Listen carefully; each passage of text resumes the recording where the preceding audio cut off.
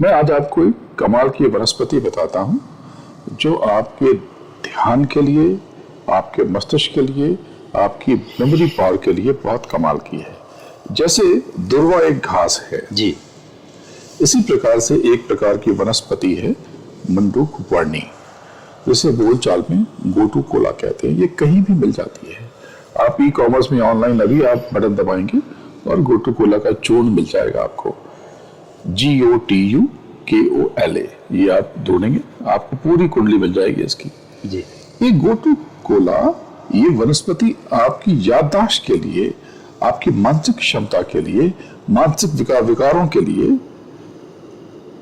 उदासी के लिए, बच्चों की पढ़ाई लिखाई के लिए बहुत कमाल की है। नियमित रूप से अगर इसे लिया जाए और अनुलोम विलोम किया जाए तो कभी भी जीवन में किसी भी प्रकार की मानसिक समस्या आ ही नहीं सकती। क्या बात है, जरूर। जो लोग बहुत उदास रहते हैं उनके लिए एक कमाल की चीज बता देता हूं। एक शुद्ध चांदी का टुकड़ा अपने घर में पानी जिसमें स्टोर करते हैं उसमें डाल के रखें। चांदी का टुकड़ा? चांदी का टुकड़ा जी। तो छोटी सी 50-100 ग्राम, बहुत ज्यादा कीमत नहीं है जी। 2-5, अगर चांदी 70,000 रुपए किलो है तो 50 ग्राम चांदी 3-3.5 रुपए की आ जाएगी जी। तो हर किसी के यहाँ पर चांदी के बर्तन होते हैं, चांदी का चम्मच बच्चों को जी। चांदी का चम्मच देते हैं। दरअसल जो चांदी जो धातु है वो मस्तिष्क की रचना, उसके विस्तार और उसकी मेंटेनेंस के लिए बहुत कमाल की है। ओ, जैसे कि स्वर्ण, ये धातु देह को बूढ़ा होने से बचाती है, एंटी एजिंग का काम करती है। स्वर्ण? सोना। अच्छा, तो स्वर्ण को किस तरीके से? अब हमारे पास चांदी का चम्मच हो, उस पर हम एक सोने का डॉट लगा लें। अच्छा। या फिर हम ऐसा कर लें कि चांदी और सोने दोनों के छोटे छोटे टुकड़ों को, एक छोटा 1 ग्राम का सोना, उसे हम चाहे तो चाय और कॉफी में चांदी का और सोने का टुकड़ा, दूध में, चाय कॉफी में, किसी भी गर्म चीज में हम उसे डाल दें और बाद में उसे निकाल दें। वो गलेगा नहीं। अच्छा। वो पिघलेगा नहीं। हाँ। क्योंकि अंदर क्या अंदर क्या तो नहीं तो आप चाय में छान लेंगे, सतर्क रहना पड़ेगा। अच्छा नहीं, वो बड़ा टुकड़ा लेंगे, चांदी का तो टुकड़ा बड़ा लेंगे जी। हाँ, या उसको एक कपड़े की पोटली में बांध लें। जी जी। उसे एक पोटली में बांध लें। अगर आपको ये भय है कि आपकी देह में न चला जाए तो सबसे अच्छा है कि सुबह गर्म पानी में उसे डाल दिया जाए और सुबह मॉर्निंग टी, ग्रीन टी या जो भी लेते हैं उसमें ले लिया जाए। देह को वज्र की तरह बनाने के लिए बहुत अद्भुत वनस्पति मैं आपको बताता हूं जी। नवरात्रि में पहले होता था, अब लोगों ने पालन करना बंद कर दिया है। जौ को मिट्टी में डालते थे और वो उगता था। तो आप 10 गमले ले लें जो शहर में रहते हैं, और अगर गांव में जमीन है तो आप उसको 10 जगह रोज 1-1 मुट्ठी जौ मिट्टी में डाल दें, उसे पानी देते रहें। 10 दिन जब आप 10वें गमले में या 10वें हिस्से में जब आप डाल देंगे तो 11वें दिन जो पहले दिन आपने बोया है वो ज्वार, वो बड़ी हो जाएगी, लगभग 6 इंच की हो जाएगी। आप उसे काट करके सुबह सुबह ताजा रस पी लें। अच्छा।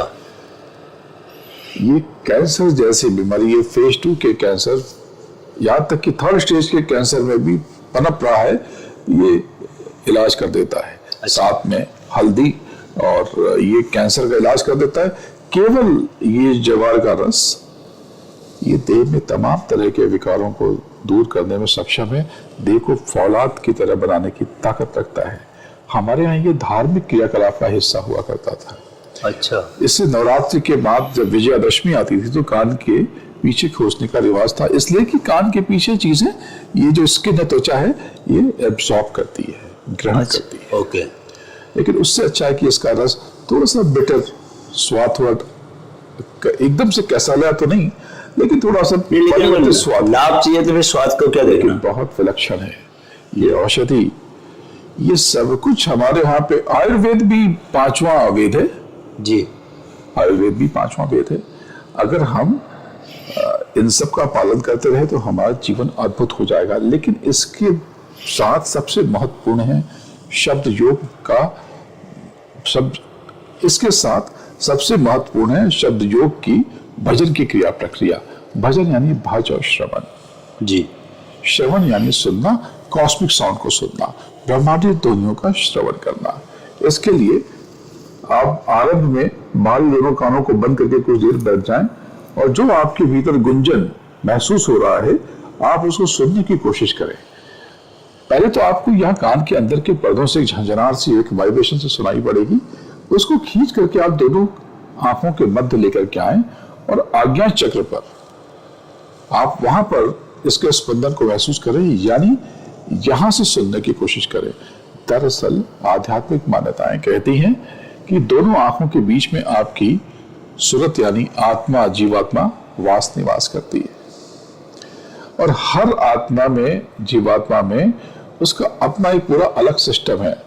उसकी अपनी व्यक्तिगत आंख है, कान है और नाक है, जिसको दिव्य दृष्टि कहते हैं, ज्ञान चक्षु कहते हैं, थर्ड आई कहते हैं, शिव नेत्र कहते हैं, तीसरी आंख कहते हैं। ध्यान से सुनिए, ध्यान से। ये बहुत ही कमाल की बात बता रहे हैं गुरुदेव आज। हाँ। आपकी थर्ड आई एक्टिवेट हो जाती है। आप बंद आंखों से चीजों को देखने में नियमित अभ्यास के बाद सफल हो काल दृष्टा बन जाते हैं। यस, आप आगे और पीछे का देख लेते हैं। आपने बहुत सारी बड़ी भविष्यवाणी देखी होगी कि वो बहुत पहले बता दी गई और सटीक, एकदम सटीक हुई। कैसे ये मैंने इसका भी अभ्यास किया और मैं इसको एक तरह से मेरे को नशा हो गया इसका। मतलब मैं तो ट्रेन में बैठ के भी मैं कोशिश करता हूँ शोर में भी कि उस ये जो वाइब्रेशन, जो गुंजन आपको सुनाई पड़ा, अक्सर शांति में ये कलरव सुनाई पड़ता है। जी जी। हमें इसको पकड़ने की कोशिश करनी है। जी। ये पूरा ऑर्केस्ट्रा है। तो अगर आप कोशिश करें, कान दोनों बंद कर लें, तो एक आपको, जैसे रात को झिंगुर बोलते हैं, रात को अगर सुनसान अकेली रात में आप चले जाएं, झिंगुर की आवाज, तो वैसे आपको आवाज सुनाई पड़ेगी। गुरुदेव मैं इसको ब्रह्मांड की आवाज बोलता हूँ। इसको ये कॉस्मिक साउंड ही है, ये ब्रह्मांडीय ध्वनिया ही है। लेकिन ये इसमें भी बहुत कुछ है जानने के लिए, लेकिन आरंभिक तौर पे इसमें आपको घंटियों की आवाज सुनाई पड़ रही है। दरअसल जैसे बहुत महीन घंटियां, जैसे कि घर की छोटी घंटी होती है जी, हिंदुओं के घर में। असल में हिंदुइज्म ये बहुत साइंटिफिक, बहुत वैज्ञानिक धर्म है। ये अलग ही अवधारणा है। लोग कुछ भी कहें, लेकिन हमारा धर्म, इसमें बहुत कुछ छुपा हुआ है। पूरा ज्ञान विज्ञान इसके भीतर है। दरअसल फिजिक्स के बाद मेटाफिजिक्स थोड़ी गई। मेटाफिजिक्स यानी तत्व मीमांसा, दर्शन, आध्यात्म। तो ये जो छोटी घंटियां होती हैं घर की, आप इसे जोर से बजाएं, यही आवाज आपको अक्सर झिंगुर जैसी आवाज सुनाई पड़ती है। जब इस पर आप फोकस करेंगे, ध्यान देंगे, तो ये घंटियों की आवाज घंटा बन जाएगी। इसमें गुंजन उभरेगा, जैसे कोई शंख बज रहा हो। मंदिरों में घंटे भी होते हैं, शंख भी होते हैं, चर्च में भी घंटे होते हैं जी। इसके बाद फिर कुछ कड़कती हुई आवाज और धमकती हुई आवाज सुनाई पड़ेगी। जैसे कि आप बहुत से दरगाह में देखा है कि नगाड़े जैसी चीजें रखी हुई हैं जी। और हिंदू मंदिर में भी डमरू देखा है आपने जी। डम डम डम नगाड़े डम डम डम आरती में इस्तेमाल करते।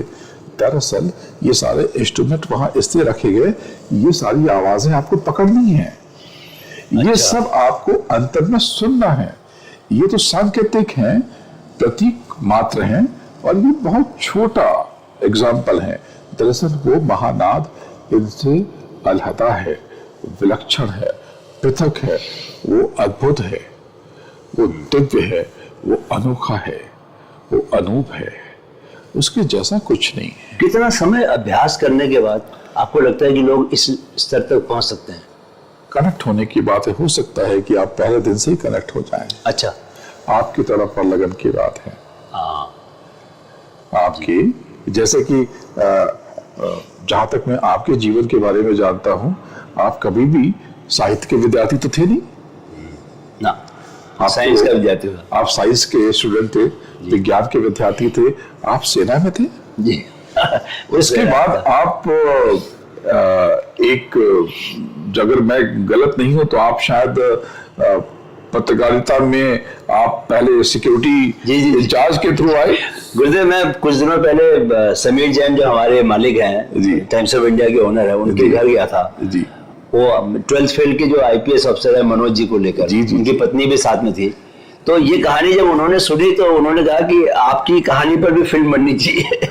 नहीं, बिल्कुल ये कहने की कोशिश कर रहा हूं कि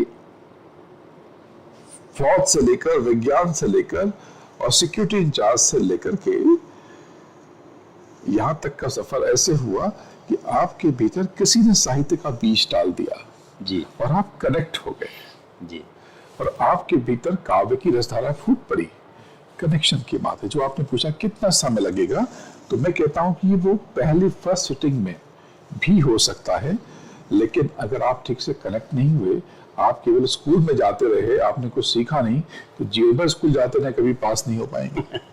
आप जीवन में बैठते रहे, आप कभी कनेक्ट नहीं हो तो पाएंगे। मन में एक वो श्रद्धा वाला भाव होना चाहिए कि समर्पण, एक तो समर्पण होना चाहिए और भरोसा होना चाहिए कि जो मुझे बताया गया है ये बहुत सही बात है। भरोसा की बात ऐसी है कि इसमें कोई आप फीस तो दे रहे किसी को, कोई चीटिंग तो है नहीं जी। कुछ आनंद ही मिलेगा, आप कुछ शांति ही लेकर के जाएंगे।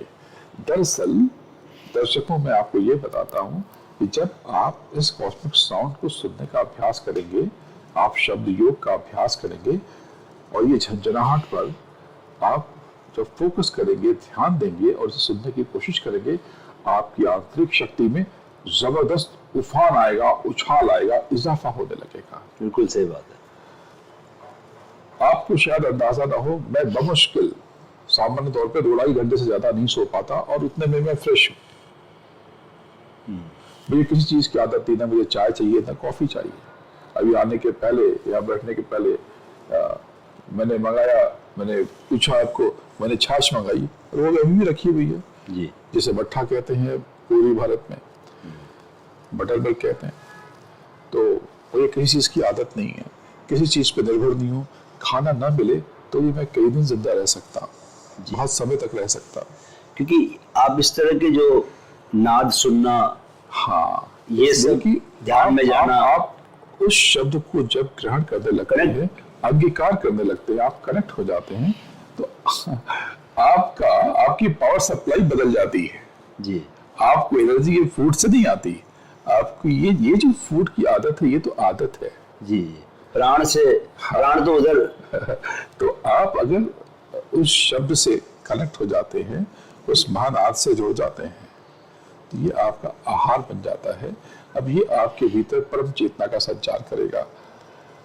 आपकी आत्मा जो है ये लिविंग थिंग है, ये चेतना है, और वो जो परम शक्ति है जिसको आप प्रकृति कह लें या परमात्मा कह लें, जहां से वो निकली है, वो जो सोर्स है वो परम चेतना है, महाचेतना, महाचेतना है।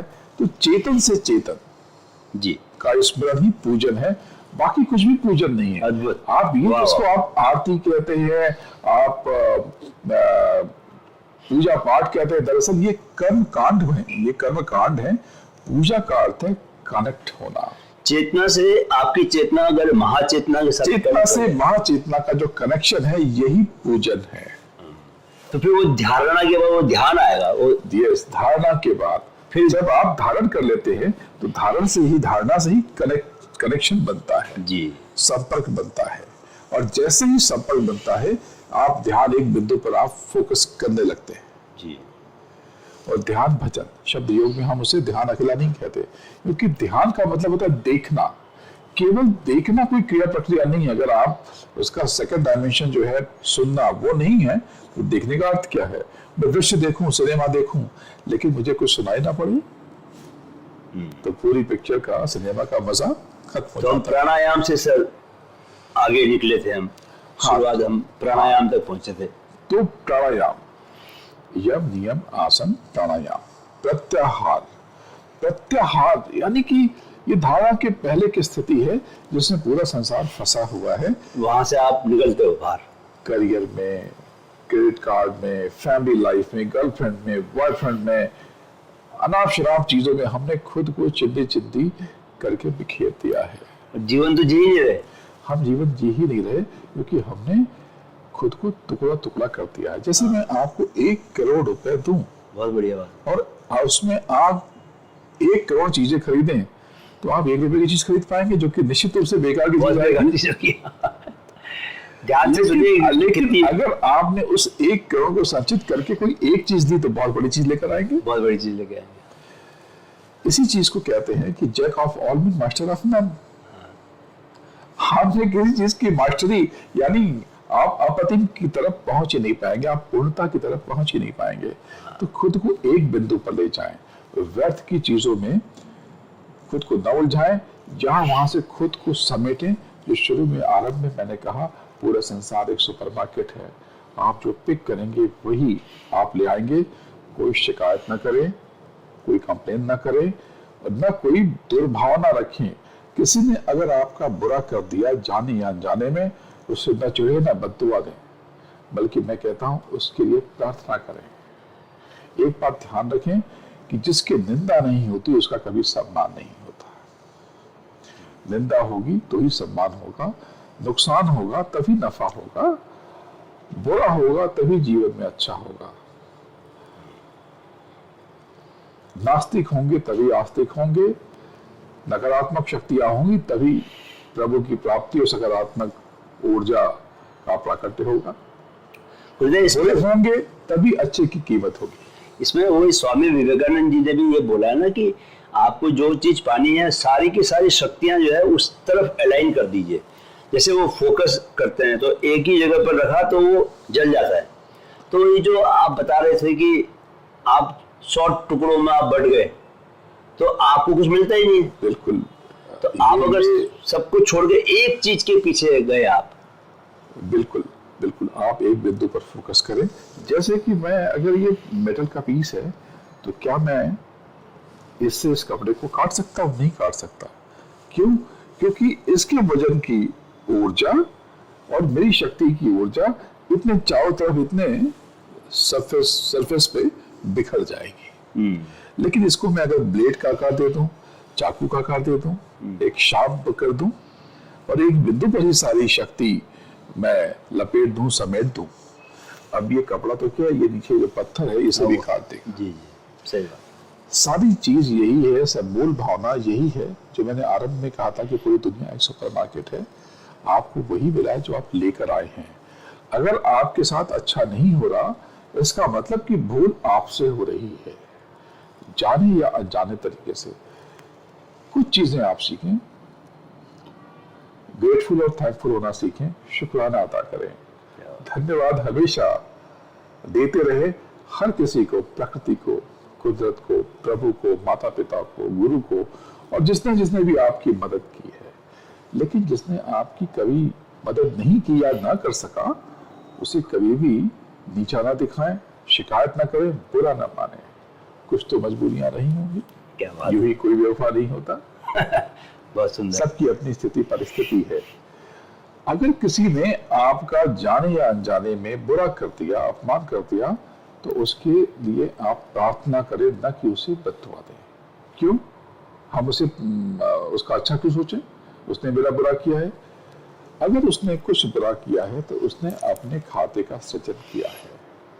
जो मैंने कहा बीच में कि कर्म प्रधान जगत रचि राखा, जो जस करे सो तस फल चाखा। किसी के खाते में 1000 करोड़ है, किसी के खाते में 1000 रुपए नहीं है। तो ये कैसे हुआ? 1000 करोड़ वाले का बैंक बहुत अच्छा है क्या? या जिसके पास 1000 रुपए नहीं उसका बैंक बहुत खराब है क्या? नहीं, बैंक आपके खाते का जिम्मेदार नहीं होता। अपने खाते के जिम्मेदार हम और आप हैं। तो सबसे बड़ी बात ये कि अगर उसने आपका ज्ञात या अज्ञात तरीके से बुरा कर दिया तो इसकी जिम्मेदारी उसकी है। किसी ने गाड़ी आपकी ठोक दी, आप कुछ नहीं कर सकते। आप अपनी गाड़ी को ठीक से चला सकते हैं, लेकिन अगर उसने ठोक दी तो ठोक गई। ये इसे दुर्घटना कहते हैं। आप इससे उभरिए और आगे बढ़िए। अगर आप उसकी कॉलर पकड़ लेंगे, आपको कुछ भी हासिल नहीं होने वाला। इससे आपकी गाड़ी ठीक नहीं हो जाएगी। जो होना था हो चुका है। उस स्थिति परिस्थिति से आगे निकलिए और उसके लिए प्रार्थना कीजिए। तो प्रार्थना क्यों करें? दरअसल आप प्रार्थना कर तो उसके लिए रहे हैं, लेकिन प्रार्थना का जो असर होता है वो प्रार्थना करने वाले पर करना है। सुंदर हीलिंग जो होती है, जो प्रकृति कुदरत जो हील करती है, वो उसके ऊपर बाद में करती है जिसके लिए प्रार्थना की जा रही।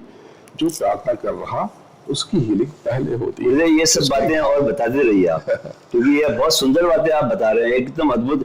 इसको बोलते हैं, इसको बीज ज्ञान बोलते हैं। मतलब ये ज्ञान मिल जाए उसके बाद फिर बड़ी बड़ी किताबें पढ़ने की जरूरत नहीं है आपको मोटिवेशन की। छोटी छोटी कर्मों पर ध्यान रखें, छोटी छोटी बातों पर ध्यान रखें, बुरा मानना बंद कर दें। क्रोध करना, क्रोध सबको आ सकता है। हो सकता है कि मैंने कल किसी को डांटा हो, लेकिन तुरंत मैं कुछ देर के बाद में तुरंत उसे प्रेम से उसके सर पे हाथ रखूंगा, क्योंकि मुझे ये रियलाइज है कि मैंने ये डांटा है तो क्यों डांटा है। तो क्रोध से आप बाहर निकले। आपके शरीर में अग्नि तत्व है, तो अवश्य कभी उफान आएगा, कभी किसी बात पे आप असहमत होंगे, कभी आप भड़क सकते हैं, लेकिन इसके साथ तुरंत एक समानांतर एक व्यवस्था रखें, उसे कहते हैं क्षमा, उसे कहते हैं माफी। ये क्रोध आ गया, कोई बुरी बात नहीं, और 10 मिनट के बाद जब आपको रियलाइज हो जाए, आपको एहसास हो जाए या आपने अनावश्यक क्रोध कर दिया, अगर आपने सही क्रोध किया है तो ठीक है, आपने सबक दिया अपने बच्चे को, अपने कलीग को, अपने जिसको आप ट्रेनिंग दे रहे हैं, तो बस ठीक है, आपने बता दिया बाद में अच्छी तरह से कि ये तुम्हारे भले के लिए था, बुरा मत मानना। लेकिन आपको लगता है कि नहीं आपने अन्याय कर दिया, तो तुरंत आप क्षमा मांगे कि आप सॉरी, जिस भी भाषा में मांग सकते हैं। बहुत सुंदर बात।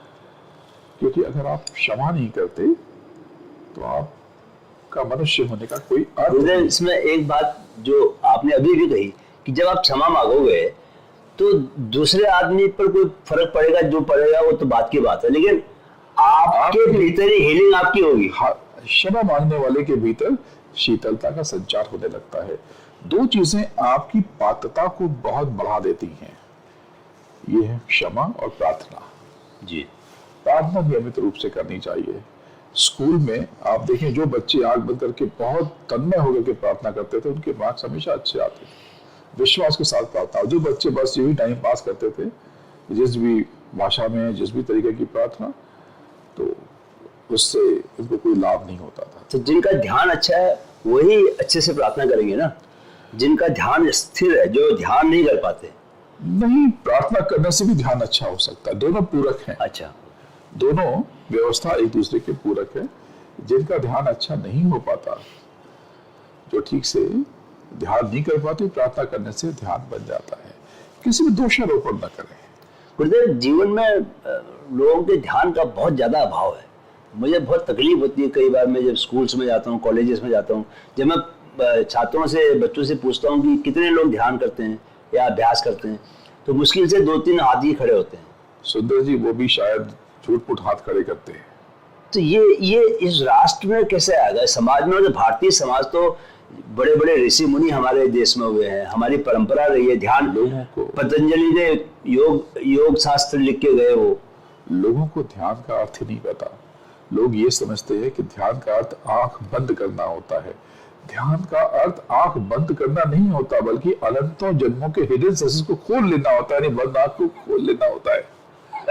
तो ध्यान का अर्थ ये नहीं है कि आपने ये आंख बंद कर ली, दरअसल आपने ये बाहरी आंख बंद कर दी अंदर की आंख को खोलने के लिए, अंदर की आंख खोलने के लिए। जैसे कि यूं समझें कि दूर कहीं पर इस समय भी चंद्रमा है, लेकिन आपको दिखाई नहीं पड़ रहा, क्योंकि आपके आसपास सूरज की रोशनी है। जी, जैसे ही सूरज थोड़ा सा पश्चिम की तरफ जाएगा, चंद्रमा आपको साफ साफ नजर आएगा।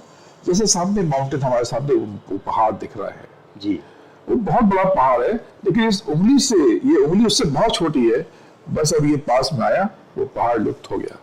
क्या वो पहाड़ खो गया? नहीं, वो पहाड़ है, वो वही है, और ये उंगली से अरबों खरबों गुना बड़ा है, लेकिन ये बहुत निकट आ गई तो इसने उसको लुप्त कर लिया। आपने ये बहुत अच्छी बात कही गुरुदेव। मैंने आज तक कभी ध्यान के बारे में इतनी अच्छी बात पहली बार सुन रहा हूँ कि आप ध्यान में बाहर की आंखें बंद करके भीतर की आंख खोल देते हैं। दरअसल जब नियमित रूप से आप ध्यान का अभ्यास करते हैं तो आपके अंतर्दृष्टि जागृत हो जाती है और आप भूत भविष्य भी देख लेते हैं। जी, जो आप मेरी भविष्यवाणियां देखते हैं, दरअसल उसमें ज्योतिष का थोड़ा रोल है और बहुत बड़ा रोल उसमें अंतर्दृष्टि का है। हाँ, उसमें ज्योतिष की गणना बहुत जरा है, बहुत थोड़ी है, क्योंकि बहुत सारी भविष्यवाणियां आपने देखी होंगी कि महामारी के पहले ही बता दिया गया था कि महामारी आएगी। जी, नोट बंद होने के पहले बता दिया था कि नोट बंद होंगे। ये सब कैसे हो सकता है? ज्योतिष में तो ऐसा कुछ नहीं कि नोट बंद होने की सूचना पहले मिल जाए। तो ये अंतर्दृष्टि है। मैं यही बताने की कोशिश करता हूँ कि जो मैं कर सकता हूँ, कहता हूँ, वो हो जाता है। आप में भी वो क्षमता है, वो ताकत है, वो शक्ति है। बस मुझ में और आप में फर्क इतना ही है कि मुझे अपना कुछ बोध हो गया, आपको अपना बोध, अपना परिचय होना बाकी है। जिसको मैंने पहले भी आपके चैनल पे शायद बताया है कि जो बच्चा जन्म से बहरा होता है वो बोल नहीं पाता, वो गूंगा नहीं है, वो बोल सकता है, उसे बोलना आता है, वोकल कॉर्ड बहुत बढ़िया है उसका, लेकिन वो साउंड नहीं पता। जो व्यक्ति कहते हैं गूंगा है और आ कर रहा है, वो गूंगा थोड़ी है। तो ये आवाज कहां से आई? उसका वोकल कॉर्ड ठीक है, उसकी बोलने की शक्ति है, तो उसे शब्द ही नहीं पता है, वो जानता ही नहीं कि शब्द क्या है। बस यही हमारी आपकी बात है कि हम जानते ही नहीं कि हम बोल सकते हैं, हमें पता ही नहीं। मछलियों के पास तो पंख होते हैं, आपके पास तो पंख भी नहीं होते। उनकी उंगलियां इसमें स्किन होती है जिससे वो पानी पीछे कर लेती हैं। हमारे पास तो ऐसा कुछ नहीं होता, हम तो इसे बंद करके कर पाते हैं, फिर भी हम अच्छे से तैर लेते हैं। बड़े बड़े तैराक जो कि घंटों, कई घंटे, आधा दिन तक पानी में रह लेते हैं। जी जी। तो ये सारी आंतरिक शक्तियां हैं जिसका हमें परिचय ही नहीं है। खुद को जगा लेना। ध्यान से एक और चीज होती है, नियमित रूप से अगर ध्यान किया जाए तो आपके लेफ्ट और राइट ब्रेन में बैलेंसिंग हो जाती है, संतुलन आ जाता है। संतुलन बहुत जरूरी है। जीवन अगर संतुलित नहीं है तो व्यर्थ है। आपने कुछ भी पा लिया और संतुलन नहीं है, अलाइनमेंट नहीं है। आपकी गाड़ी का व्हील अलाइनमेंट अगर बराबर नहीं है, what is meaning of wheel alignment? दोनों चक्कों को एक संतुलन बना के रखना। सर, योग में जो मैं रोज सुबह एक प्रार्थना बोलता हूँ, उसकी प्रार्थना की बोल ही है कि हमें अपने मन को हमेशा संतुलित रखना है, इसी में ही हमारा आत्म विकास समाया है। बिल्कुल सही बात है। तो खुद को कभी भी बड़ा न समझे जी। छोटा समझे। आप हैं कौन? मेरे पास बहुत प्रॉपर्टी है। अच्छा, कितनी बड़ी प्रॉपर्टी है? तो हमारे एरिया में जो बहुत जमीनें हैं, और साथ में लेके जाओगे क्या? नहीं, तो आप अपनी आप मैप दिखाइए, एटलस दिखाइए, नक्शा दिखाइए। अपने शहर में आप अपना मोहल्ला दिखाइए तो एक डॉट से बड़ा नहीं है। हाँ जी। और आप अगर देश का नक्शा दिखाए तो उसमें आपका शहर डॉट से बड़ा नहीं है। हाँ, तो फिर क्या है? और अगर आप पूरे विश्व का नक्शा देखें तो उसमें आपका देश ही अंगूठे से बड़ा नहीं है। और ब्रह्मांड देखें, और ब्रह्मांड तो देखें दिखाई नहीं देगी। तो उसमें पृथ्वी से तो ऐसे बड़े बड़े, पृथ्वी क्या, सूरज के आगे पृथ्वी बहुत सूक्ष्म है, बहुत छोटी है। और सूर्य से भी बड़े बड़े, इतने बड़े बड़े सूर्य हैं जिसके आगे सूर्य राई के बराबर है। और ये जो आकाश गंगा, जो मिल्की वे है, मिल्की वे, ये आकाश गंगा हमारी, ऐसी अनंतों आकाश गंगाएं इस अंतरिक्ष में है। और ये अंतरिक्ष जो है, ये यूनिवर्स है, ऐसे अरबों खरबों अंतरिक्ष मल्टीवर्स में है, महाअंतरिक्ष में है। और कितने मल्टीवर्स हैं कोई जानता, शायद खरबों खरब मल्टीवर्स हैं। तो इसमें आप हैं कौन? किस बात की अकड़? आपकी परेशानियां क्या हैं? आपके कष्ट क्या हैं? कुछ भी नहीं है। हम सब में अपार क्षमता है। तो सबसे बड़ी चीज है कि खुद को बहुत बड़ा ना समझें, हमेशा सीखने की कोशिश करें और बहुत ज्ञान न दें। जो बाकी ज्ञानी पुरुष होते हैं वो अपनी बारी आने पर ही चौका मारते हैं, छक्का मारते हैं, नहीं तो चुप रहते हैं। मैं आपको बताऊं what is meaning of capacity. बोले बहुत पात्र है, सुपात्र है। तो पात्रता का अर्थ पता है क्या है? खालीपन। खुद तो कभी ज्ञानी न समझें, खुद तो कभी बहुत काबिल न समझें। आपसे बड़े ज्ञानी, आपसे बड़े काबिल, आपसे बड़े व्यक्ति इस सृष्टि में विद्यमान हैं, मौजूद हैं। खाली रहो, एकदम खाली रहें। जहां से जो ज्ञान मिलता है उसे लेने की कोशिश करें। जी। इसमें हमारा कुछ नहीं है, क्योंकि जब आरती होती है उसमें एक शब्द है कि उपजा जब ज्ञाना प्रभु मुस्काना। प्रभु मुस्कुराए, जो भी परम चेतना थी वो मुस्कुराई कि देखो अब ये अहंकार पैदा होगा, बड़े बड़े ज्ञानी विज्ञानी हो जाएंगे। जब आप खुद को ज्ञानी होने की सूचना देते हैं, इसका मतलब वो ज्ञान नहीं है, वो अहंकार है। वो व्यर्थ की चीजों में आप फंस जाएंगे। तो आप जब खुद को ज्ञानी समझने लगेंगे तो आपकी सीखने की क्षमता वहीं मर जाएगी, आप वहीं पर स्टॉप हो जाएंगे, रुक जाएंगे, थम जाएंगे।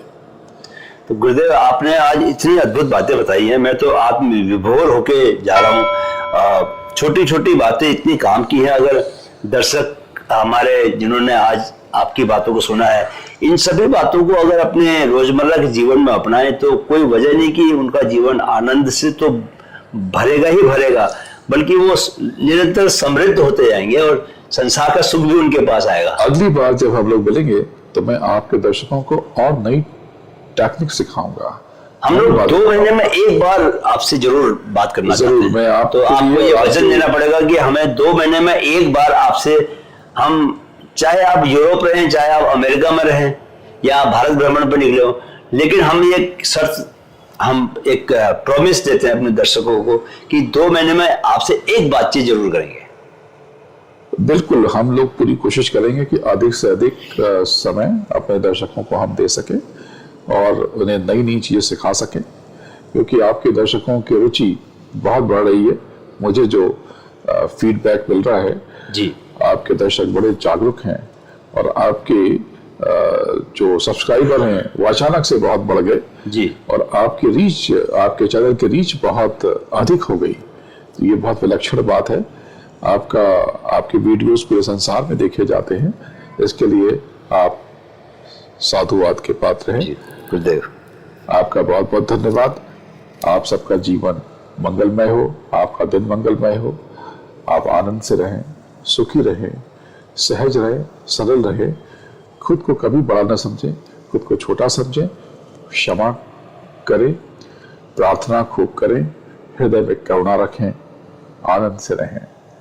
जी, प्रणाम, जय गुरुदेव।